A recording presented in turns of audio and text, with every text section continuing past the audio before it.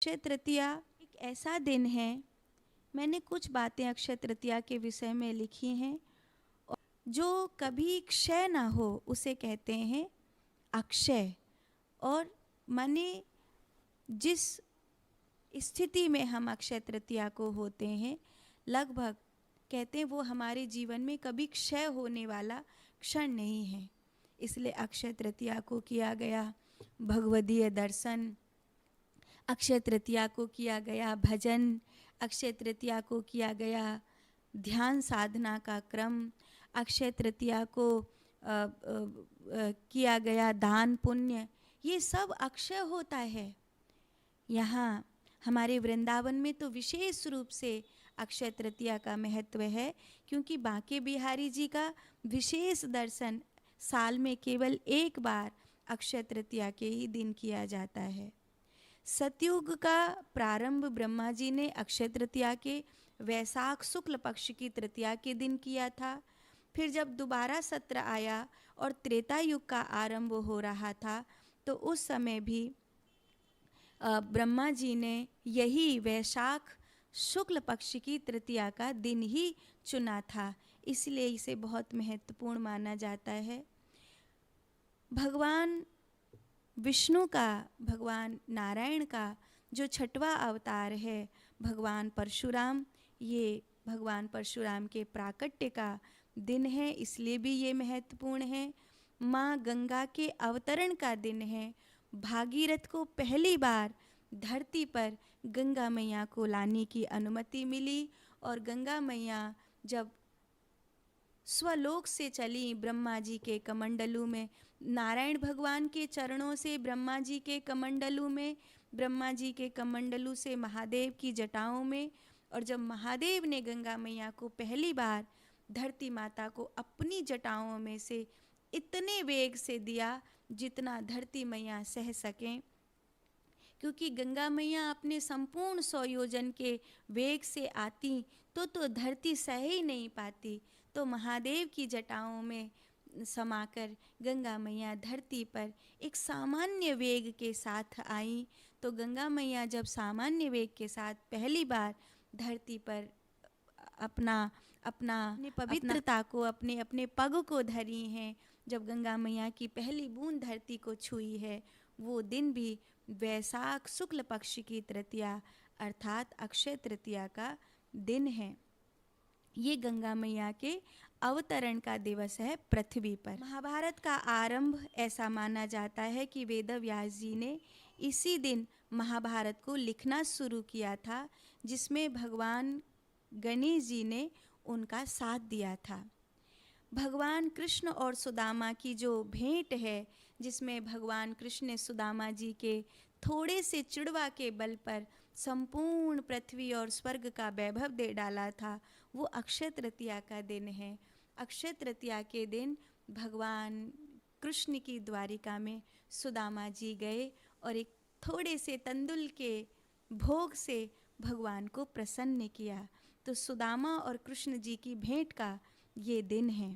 इसीलिए भी अक्षय तृतीया बहुत महत्वपूर्ण है कि सुदामा जी के थोड़े से तंदुल, भगवान को सुदामा जी ने थोड़े से तंदुल का दान किया था, और उसके बदले में भगवान ने सुदामा की गरीबी को सदा के लिए दूर कर दिया, सुदामा जी के श्राप को सदा के लिए दूर कर दिया। इसलिए ये महत्वपूर्ण दिन है। द्रौपदी के पास एक अक्षय पात्र था, और उस अक्षय पात्र में द्रौपदी जब तक नहीं खाती थी तब तक वो कितने ही लोगों को भोजन करा सकती थी, ऐसा उस पात्र को वरदान था। आपको वो कहानी स्मरण होगी कि जब दुर्वासा ऋषि अपने 10,000 शिष्यों के साथ निकले, तो दुर्योधन ने छल पूर्वक उन्हें पांडवों के पास भेज दिया कि मैं चाहता हूँ भगवान आप मेरे भाइयों के घर अतिथि बने, और बड़ी चाल चली और दुर्वासा मुनि को बहकाकर 10,000 शिष्यों के साथ पांडवों की झोपड़ी पर भेज दिया। और उस समय पांडवों की एक एक रोटी के लाले थे, कहाँ से वो 10,000 शिष्यों का पेट भरते। उसमें भी दुर्योधन ने ऐसी भूमिका बनाई कि दुर्वासा मुनि तब पहुँचे जब द्रौपदी भोजन कर चुकी हो।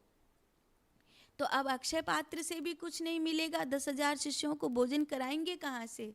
और भगवान कृष्ण प्रकट हुए और द्रौपदी के उस पात्र में लगे हुए एक साग को, एक छोटे से दाने को मुख में डालकर कहा, तृप्तो हम, और पूरा ब्रह्मांड तृप्त हो गया।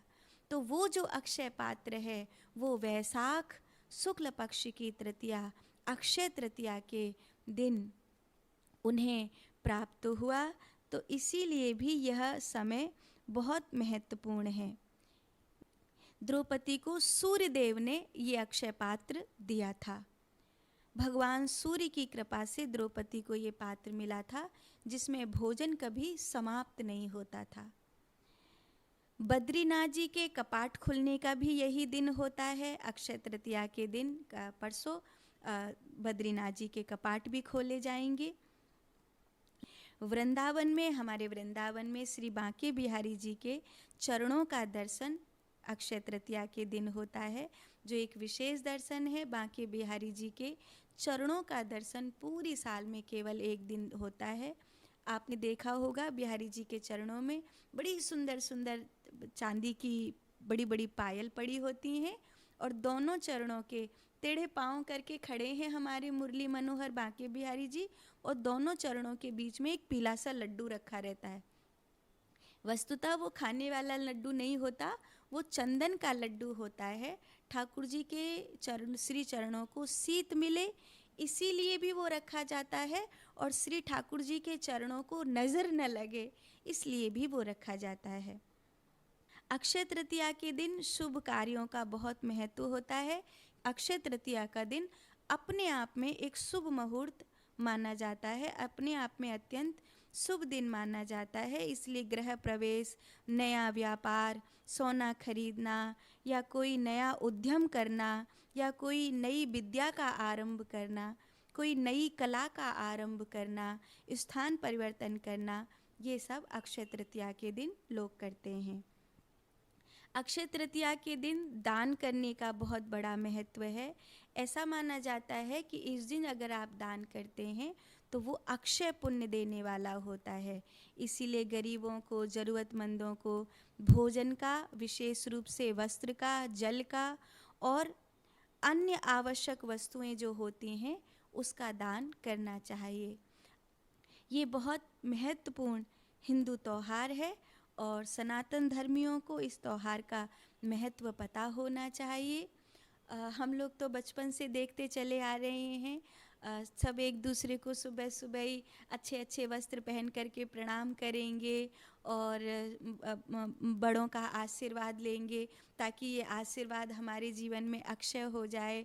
कुछ न कुछ भेंट एक दूसरे को अपनी अपनी ओर से जो मतलब उनको अच्छी लगे, प्रसन्नता देने वाली हो, वो होगा। घर में पुआ पूड़ी आदि का भोग बनेगा, ठाकुर जी को अच्छा अच्छा भोग लगाया जाएगा। तो इस दिन को बहुत उत्साह और उत्सव के साथ मनाते हैं। ये सनातन धर्मियों के लिए ये दिवालियों से भी बड़ी दीपावली है और होली से भी बड़ी होली है। ये बहुत बड़ा त्यौहार है जो सनातन धर्म की ऊंचाई को दर्शाता है।